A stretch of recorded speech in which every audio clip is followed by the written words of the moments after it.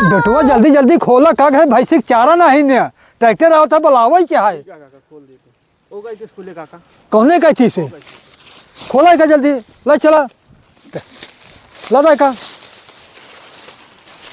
ले चला ए काका यार हाँ भैया कहा था ही हाँ हमका मिला है काम हाँ और का तुम करबे कि ना काम हुआ कौन कम वो मिला है पहले हमारे हाथे धे कसम खात जा कि हमारे साथे काम ईमानदारी के साथ करबे।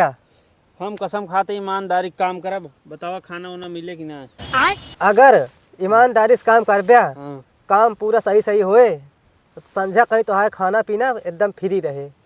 पक्की बात यह है। पक्की बात है। हाँ। अच्छा काका तू कसम खा कहाँ कसम खाई तो उससे बड़ा बेईमान के है नहीं गाँव भर में हेड डाउन तो ही बेईमान बन गया तो साथ हम काम हम ना करब हम तू हमारे घर से जा। अरे यार काका गुस्सात काहे कहा तो का पता है कि हम कितना बड़ा बेईमान है लेकिन ओकरे घरा वाले के सामने मत ईमानदार बना